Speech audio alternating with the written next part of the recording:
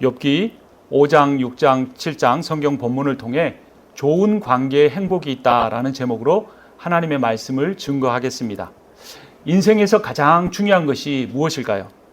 인생에서 가장 중요한 것은 관계입니다.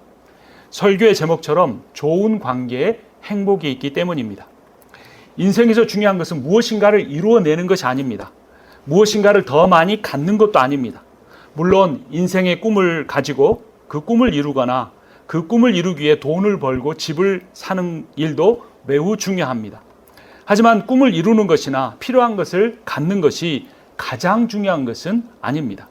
가장 중요한 것은 그 꿈을 이루고 가진 것을 늘려가려고 하는 그 이유가 무엇인가, 그 목적이 무엇인가입니다. 그 이유는 바로 자신이 어떤 존재가 되기 위해서야 합니다. 그 이유를 잊어버리면 꿈을 이루고 난 뒤에도 행복하지 못할 수가 있습니다. 꿈을 이룬 뒤에 오히려 더 허무함이 밀려와서 힘들 수가 있습니다. 어떤 사람이 나이 30살에 결혼을 했습니다. 집을 사기 위해서 열심히 일했습니다. 어렸을 때 집이 가난해서 새빵살이 하면서 집 없는 소름을 아주 많이 겪었습니다. 내가 결혼한 뒤에 자기 가족만큼은 좋은 집에서 살게 해주고 싶었습니다. 내 집 마련이라는 이 꿈이 있었기에 고된 일을 해도 전혀 힘들지 않았습니다. 자신이나 가족을 위해서 돈을 거의 쓰지 않고 잘 모았습니다. 10년이 지나서 드디어 집을 사게 되었습니다. 목돈을 마련해서 집값의 5분의 1을 지불하고 나머지는 은행에서 대출을 받았습니다. 30년 동안 은행에서 대출받은 원금과 이자를 꼬박꼬박 잘 갚았습니다. 놀러도 잘 가지 않고 먹고 싶은 것도 잘 먹지 않고 아끼고 아껴서 돈을 모으고 빚을 다 갚았습니다. 그동안 아이들은 학교를 졸업하고 직장에 들어가고 결혼을 했습니다. 그리고 드디어 은행빚도 다 갚고 집이 그들의 소유가 되었습니다. 그러고 난 뒤에 어느 날 자신을 돌아보았습니다. 거울을 보니 70이 된 늙은 노인을 발견했습니다. 집을 사고 빚을 갚고 집을 고치고 관리하느라 인생이 다 흘러갔습니다.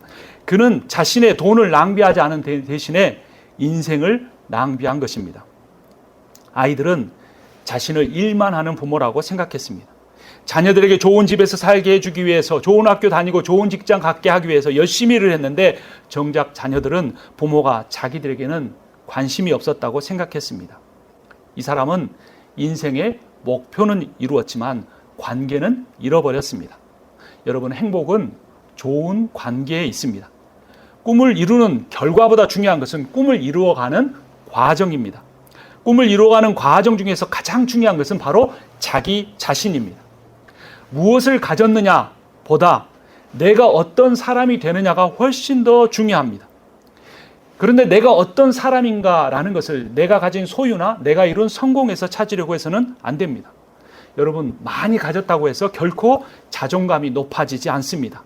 많이 성공했다고 해서 모든 사람이 좋아해 주는 것도 아닙니다. 저는 자바 시장에서 3년을 일했는데 굉장히 많은 부를 모은 사장님들을 많이 만났습니다. 하지만 그들은 하나같이 무엇인가 쫓기고 염려하고 걱정하면서 인생을 살아가고 있는 것을 보았습니다. 여러분, 만약 내가 지금 인생을 살아가면서 행복하지 못한다면 그 이유는 내가 학위를 받지 못했기 때문이 아닙니다. 결혼을 하지 못했기 때문도 아닙니다. 더 많은 돈을 벌지 못했기 때문도 아닙니다. 인생에서 가장 중요한 것은 좋은 관계를 갖는 겁니다.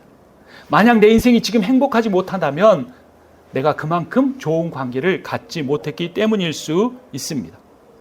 사람에게 있어서 소유나 성공보다 중요한 것은 바로 자기 자신이고 그러한 자기 자신을 만들어가는 것이 사람들과의 갖는 좋은 관계에 있습니다. 여러분 인생에는 좋은 관계가 있습니까?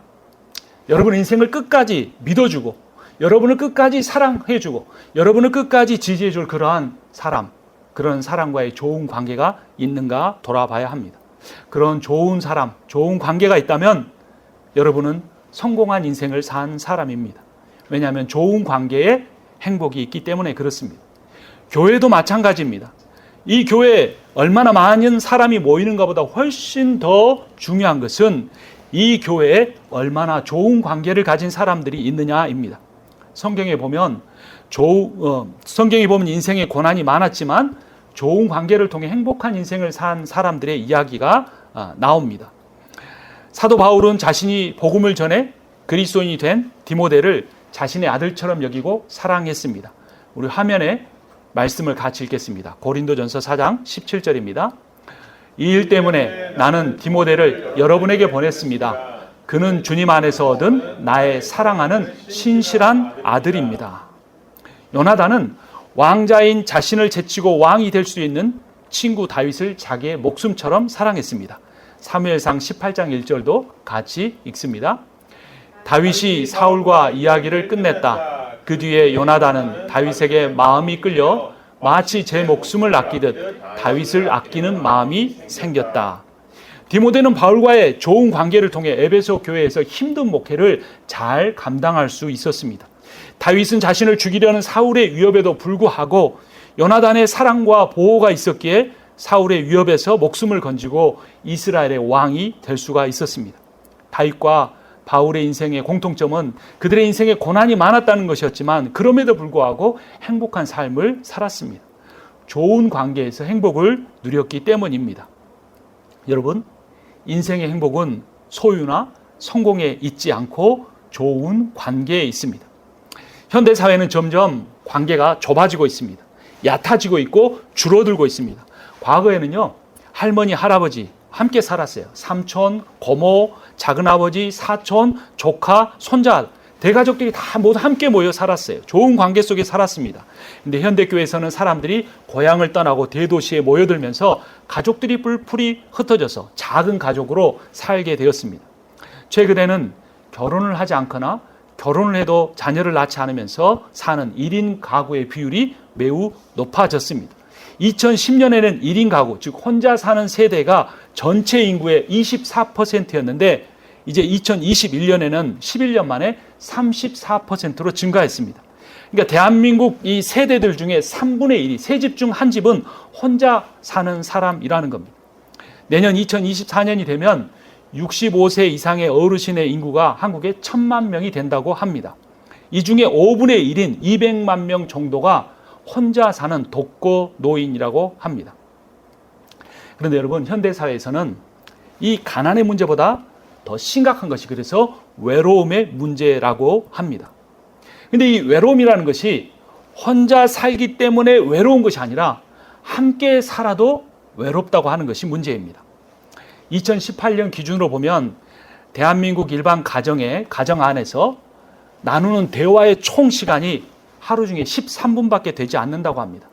초등학교 2학년 아이가 오후 5시에 학원까지 끝내고 집에 옵니다. 그리고 저녁 9시에 잠들 때까지 숙제하는 데 3시간, 컴퓨터와 핸드폰을 보는데 1시간 반을 사용합니다.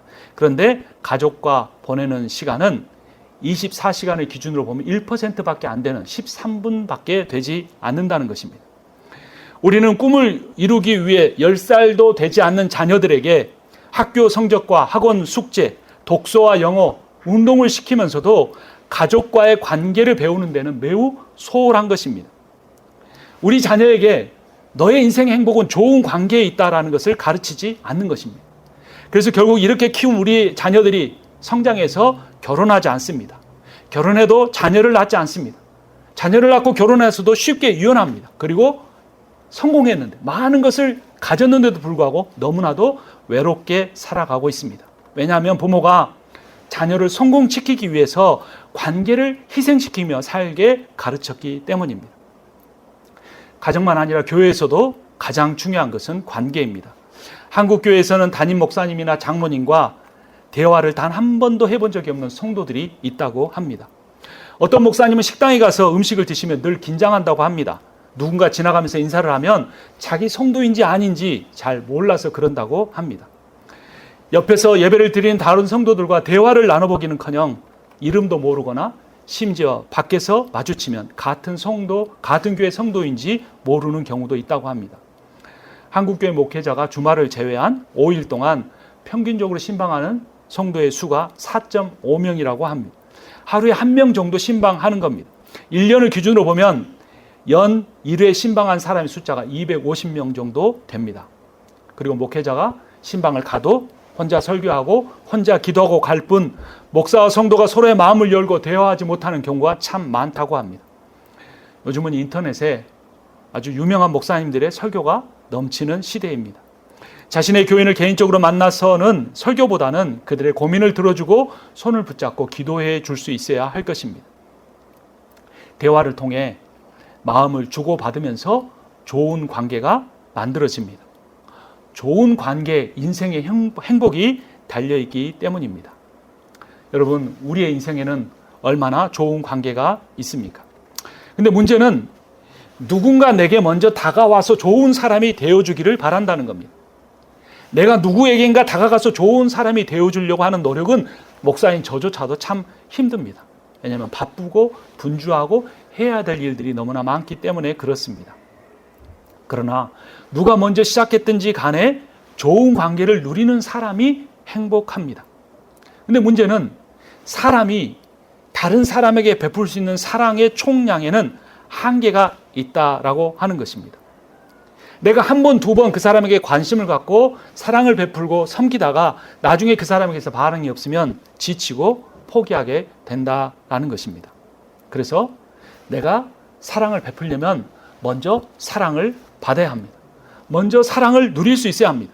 그런데 문제는 이 사랑을 사람에게서 받으려고 하는 겁니다. 배우자에게서 기대야 하고 부모에게서 기대하고 자녀에게서 기대할 때 실망하고 낙심하게 됩니다.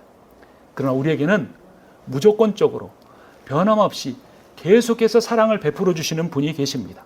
그분이 바로 하나님이시고 그분의 아들 예수 그리스도이십니다. 하나님은 지금 이 순간 예배를 드리는 여러분들을 향하여 말씀하십니다. 내가 너를 사랑한다. 그리고 너를 향한 나의 사랑은 영원토록 절대로 변하지 않을 것이다. 그러면 너는 평생 살아가면서 내 사랑을 의지하면서 살아가기를 바란다라고 주님이 말씀하십니다. 우리가 함께 예배 시간에 불렀던 찬양의 가사를 한번 묵상해 보시기 바랍니다. 나의 안에 거하라. 나는 내 하나님이니 모든 환난 가운데 너를 지키는 자라. 두려워 말라. 내가 널 도와주리니 놀라지 말라. 내 손 잡아주리라. 내가 너를 지명하여 불렀나니 너는 내 것이라. 내 것이라. 너의 하나님이라. 내가 너를 보배롭고 존귀하게 여기노라. 너를 사랑하는 너의 여호와라. 여러분, 이 찬양은 스바냐서 3장 본문을 가지고 만들어졌습니다. 우리 본문을 같이 화면을 보고 읽어보겠습니다. 주 너의 하나님이 너와 함께 계신다. 구원을 베푸실 전능하신 하나님이시다. 너를 보고서 기뻐하고 반기시고 너를 사랑으로 새롭게 해주시고 너를 보고서 노래하며 기뻐하실 것이다. 축제 때 즐거워하듯 하실 것이다. 내가 너에게서 두려움과 슬픔을 없애고 내가 다시는 모욕을 받지 않게 하겠다. 아멘. 여러분, 우리는 스스로의 힘으로 누군가를 절대 사랑할 수 없습니다. 그러나 우리가 하나님의 사랑을 바로 알고 깨닫고 그것을 누리기만 하면 이전에는 없었던 사랑의 능력이 생기고 왜 우리가 사랑해야 하는지 그 사랑의 목적과 이유가 생깁니다. 그렇기 때문에 다른 사람과 좋은 관계를 맺기 위해서는 반드시 하나님과 먼저 좋은 관계를 맺어야 합니다. 그래서 여러분, 좋은 관계에 행복이 있다고 해서 우리가 늘 많은 사람들을 만나야 하는 것이 아닙니다. 오히려 반대일 수 있습니다. 여러분, 때로는요, 단 한 명의 사람도 만나지 않는 날, 그런 한 주간을 가지고 고독한 상태를 가져보십시오. 때로는 하루 정도, 며칠 정도를 계획해 놓고 아무 일도 하지 않는 고립된 장소에서 시간을 보내보십시오. 때로 하루 정도는, 아니 그게 너무 길면 1시간 정도 단 한마디의 말도 하지 않는, 단 한 가지의 생각도 하지 않는 침묵의 시간을 보내보십시오. 그런 시간을 보내고 아무 일도 하지 않고 사람들 만나지 않는 것은 힘들 수가 있습니다. 하지만 인생에서 고난이나 고통이 반드시 나쁜 것은 아니라는 것을 우리는 알아야 합니다. 육체적 고통은 육체를 위한 치료가 절실함을 느끼게 해줍니다. 또 우리가 갖는 영적인 고난, 마음의 이 고난은 영혼의 구원이 필요함을 깨닫게 해줍니다. 바로 욥기의 주제가 바로 그것입니다. 욥은 육체적 고통을 통해 자신의 육신이 얼마나 연약하고 허무한 것인가를 깨달았습니다. 욥은 그 믿었던 세 친구를 통하여 받는 그 비난을 통해, 관계적인 고난을 통해 자신의 마음이 얼마나 쉽게 무너지는지, 무력함을 깨달았습니다. 그의 친구 엘리바스의 말이 욥을 더욱 힘들게 했습니다. 엘리바스의 말은 바른 말이었지만 적절한 말은 아니었습니다. 마치 욥의 상처에 소금을 뿌리는 것과 같이 욥의 마음을 아프게 했습니다. 여러분 갖고 계신 성경 같이 찾아서 읽어보겠습니다. 욥기 4장입니다. 욥기 4장 7절을 제가 읽고 8절을 함께 읽겠습니다. 잘 생각해 보아라. 죄 없는 사람이 망한 일이 있더냐? 정직한 사람이 멸망한 일이 있더냐? 내 본대로는 악을 갈아 재난을 뿌리는 자는 그대로 거두더라. 엘리바스가 욥에게 한 말입니다. 욥기 5장으로 가봅니다. 17절을 제가 읽고 18절을 같이 읽겠습니다. 하나님께 징계를 받는 사람은 그래도 복된 사람이다. 그러니 전능하신 분의 훈계를 거절하지 말아라. 하나님은 찌르기도 하시지만 싸매어 주기도 하시며 상하게도 하시지만 손수 낫게도 해 주신다. 욥의 말은 참 바른 말이었습니다. 욥의 말은 어떻게 보면 욥을 위로하는 것처럼 보였습니다. 네가 죄를 지었으니 빨리 회개하면 하나님이 용서해 주실 것이다. 이전보다 더 좋게 회복시켜 주실 것이다 라는 말이었습니다. 하지만 엘리바스의 말은 욥을 판단하고 정죄하는 말이었습니다. 욥이 고난을 겪는 것이 죄 때문이 빨리 회개하라는 것입니다. 그러나 고난을 겪는 욥에게 필요한 것은 욥의 입장을 이해하고 욥의 고통을 헤아려 주고 위로해 주는 말이었습니다. 엘리바스는 옳고 그릇만 생각했지 관계의 중요성을 알지 못했습니다. 욥에게 필요한 사람은 욥이 왜 고난을 당하는지 밝혀줄 재판관이 아니고 욥의 고난에 동참해주고 아파해줄 친구였습니다. 욥기 6장을 보겠습니다. 14절을 제가 읽고 15절을 함께 봅니다. 6장 14절입니다. 내가 전능하신 분을 경외하든 말든 내가 이러한 절망 속에서 허덕일 때야말로 친구가 필요한데 친구라는 것들은 물이 흐르다가도 마르고 말랐다가도 흐르는 개울물 미덥지 못하고 배신감만 느끼게 하는구나. 24절부터 26절까지 교독합니다. 어디 알아듣게 말 좀 해보아라. 내가 귀 기울여 듣겠다. 내 잘못이 무엇인지 말해보아라. 바른 말은 힘이 있는 법이다. 그런데 너희는 정말 무엇을 책망하는 것이냐. 함께 읽습니다. 너희는 남의 말 꼬투리나 잡으려는 것이 아니냐? 절망에 빠진 사람의 말이란 바람과 같을 뿐이 아니냐. 여러분, 인생의 행복은 좋은 관계에 있습니다. 여러분은 그 좋은 관계를 이루기 위해서 아파하고 힘들어하는 가족에게 어떤 말을 해주고 있습니까? 섣부른 위로나 충고를 피하십시오. 때로는 말없이 손을 잡아주십시오. 그리고 함께 눈물을 흘려주십시오. 자녀의 삶이 걱정이 되십니까? 격려해주고 칭찬해 주십시오. 실패하고 넘어져도 믿어주고 기다려 주십시오. 그러면 하나님이 그 사람과 나와의 관계 속에 역사하셔서 하나님이 원하시는 인생을 그들에게 베풀어 주실 것입니다. 여러분, 사람에게 기대하지 마십시오. 사람은 사랑을 받을 존재이지 베풀 수 있는 존재가 아닙니다. 그래서 내 인생에 고통과 고난이 있다면 욥처럼 사람에게 기대하지 말고 하나님께 나아가십시오. 하나님께 나아간 욥이 무엇이라고 말하는지 욥기 7장을 보겠습니다. 7장 8절 말씀 함께 읽습니다. 어느 누구도 다시는 나를 볼 수 없을 것입니다. 주님께서 눈을 뜨고 나를 찾으려고 하셔도 나는 이미 없어졌을 것입니다. 15절을 제가 읽고 16절을 함께 읽습니다. 차라리 숨이라도 막혀버리면 좋겠습니다. 뼈만 앙상하게 살아있기보다는 차라리 죽는 것이 낫겠습니다. 나는 이제 사는 것이 지겹습니다. 영원히 살 것도 아닌데 제발 나를 혼자 있게 내버려 두십시오. 내 날이 허무할 따름입니다. 21절 말씀은 함께 읽습니다. 어찌하여 주님께서는 내 허물을 용서하지 않으시고 내 죄악을 용서해 주지 않으십니까? 이제 내가 숨져 흙 속에 누우면 주님께서 아무리 저를 찾으신다 해도 나는 이미 없는 몸이 아닙니까?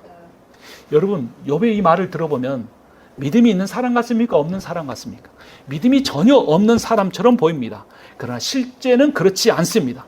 욥은 그의 마음을 완전하게 드러내 솔직한 고백을 하나님 앞에 드러냈습니다. 여러분, 우리는 지난 한 주를 살아가며 하나님 앞에 얼마나 솔직했습니까? 하나님 앞에 어른인 척하지 마십시오. 하나님 앞에 자신의 인생의 짐을 스스로 지고 가려고 하지 마십시오. 하나님 앞에 우리의 심령을 드러내고 솔직해져야 합니다. 하나님은 우리가 믿음의 말을 하려고 고민하기보다 우리의 마음을, 연약한 마음을, 쓰러질 것 같은 마음을 너무나 두려운 마음을 드러내기를 원하십니다. 하나님 앞에서 어른인 척 하지 마십시오. 어린아이처럼 슬프면 우십시오. 기쁘면 크게 웃으십시오. 괴로우면 하소연도 하고 눈물도 흘리십시오. 다른 분이 아닌 우리 주 예수 그리스도가 이 땅에 사시는 동안 하나님 앞에서 그렇게 하셨습니다. 히브리서 5장 7절 8절 말씀 같이 화면을 보고 읽겠습니다. 제가 읽어드리겠습니다. 예수께서 육신으로 세상에 계실 때 자기를 죽음에서 구원하실 수 있는 분께 큰 부르짖음과 많은 눈물로써 기도와 탄원을 올리셨습니다. 하나님께서는 예수의 경외하심을 보시어서 그 간구를 들어주셨습니다. 그는 아드님이시지만 고난을 당하심으로써 순종을 배우셨습니다. 여러분, 예수 그리스도께서 기도하시는데 부르짖고 기도하셨습니다. 눈물을 흘리며 기도하셨습니다. 통곡하시면서 기도하셨습니다.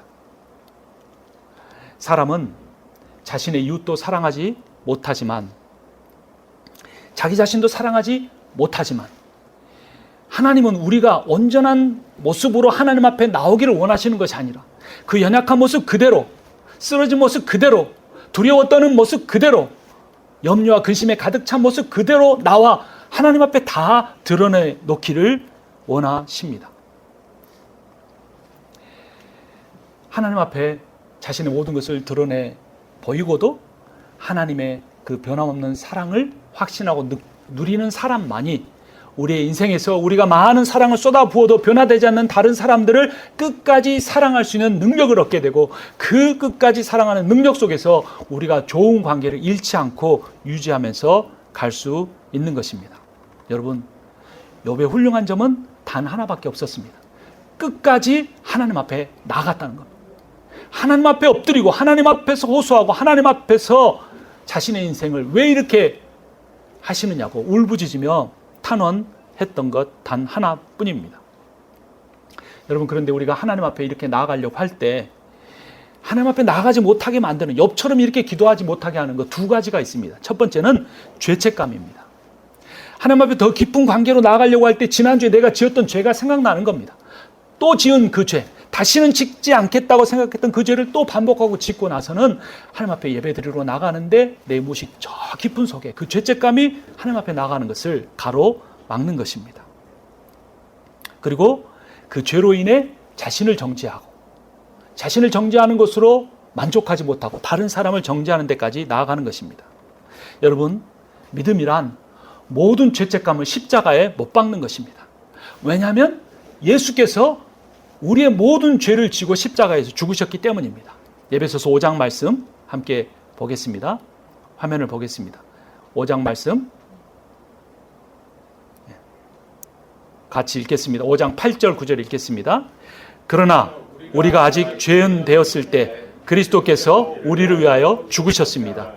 이리하여 하나님께서는 우리들에게 대한 자기의 사랑을 실증하셨습니다. 그러므로 지금 우리가 그리스도의 피로 의롭게 되었으니 그리스도로 말미암아 하나님의 진노에서 구원을 얻으리라는 것은 더욱 확실합니다. 아멘. 예수 그리스도의 피가 우리의 모든 죄책감과 그 죄로 인한 형벌까지 다 감당하셨음을 믿으시기 바랍니다. 첫 번째는 죄책감이 하나님과 우리의 관계를 가로막고, 두 번째는 아무도 내 인생을 이해하지 못할 거라는, 아무도 내 처지를, 내 상황을 이해하지 못할 것이라는 낮은 자존감입니다. 이게 다른 사람의 시각에서 나를 보고 복음의 관점에서, 하나님의 관점에서 나를 보지 못하는 것입니다. 그러나 여러분, 예수님의 사역 중에 가장 중요한 것은 성육신인데, 인간이 되신 건데, 그 성육신의 핵심은 비움과 공감의 사랑입니다. 예수님이 인간이 되신 이유는 단 하나입니다. 우리를 이해하기 위해서였습니다. 그리고 이 땅에 살아가는 동안 가장 낮은 자로, 가장 가난한 자로, 가장 많은 배신을 당한 자로, 가장 무시와 조롱과 모욕을 당한 사람으로, 가장 실패한 인생으로 삶을 사셨던 겁니다. 예수 그리스도보다 더 인생을 실패할 수 있는 사람이 어디 있습니까? 12명 제자 데리고 다니다가 다 배신하고 도망가고, 제자에게 팔려 십자가에 매달리고 자기가 병 고치고 귀신 내쫓아주고 먹여준 사람들에게 조롱받으며 죽어갔던, 끝까지 의지했던 하나님에게조차 버림받은 인생이 예수 그리스도이십니다. 그러면 이 세상 어느 누구도 어떻게 보면 실패한 것처럼 보이는 내 인생을 이해해 주지 못할지 모르지만 우리 주님만큼은 이해해 주십니다. 예수 그리스도는 우리의 아픔을 아십니다. 왜냐하면 겪어보셨기 때문입니다. 우리의 인생이 얼마나 결핍된 건지, 결핍된 인생을 사는 것이 얼마나 힘든지 잘 아십니다. 예수님 우리의 육체의 고통, 질병으로 인하여 두려워하는 우리의 고통을 잘 아십니다. 왜냐하면 십자가에서 그 모든 고통을 겪어보셨기 때문입니다. 그래서 히브리서 14장에서 히브리서 기자가 이렇게 고백합니다. 15절과 16절 우리 함께 읽겠습니다. 우리의 대제사장은 우리의 연약함을 동정하지 못하시는 분이 아닙니다. 그는 모든 점에서 우리와 마찬가지로 시험을 받으셨지만 죄는 없으십니다. 그러므로 우리는 담대하게 은혜의 보좌로 나아갑시다. 그리하여 우리가 자비를 받고 은혜를 힘입어 제때 주시는 도움을 받도록 하십시다. 아멘. 여러분 예수 그리스도에게 늘 나아가시기 바랍니다. 죄책감이 우리와 그분 사이에 장애물이 될 수 없습니다. 우리의 낮은 자존감도 그분과의 관계를 막지 못합니다. 여러분 현대인들은 사랑에 목마른 존재입니다. 과거보다 훨씬 더 잘 사는데 염려도 더 많이 불어났습니다. 어떻게 보면 재산만큼 불어난 것 같아요. 왜냐하면 하나님에 대한 믿음이 약해져서 다른 사람을 믿고 의지하면서 살아가려고 하기 때문에 염려가 더 많아지는 것입니다. 그래서 하나님의 사랑을 믿지 못하면서 오히려 인간을 의지하는데 인간과의 관계도 더 약해지는 것입니다. 여러분 사람을 의지하지 마십시오. 하나님을 신뢰하십시오. 하나님을 의지하십시오. 하나님은 우리의 구원의 문제만 해결하고 그냥 하늘 보좌에 계시는 분이 아닙니다.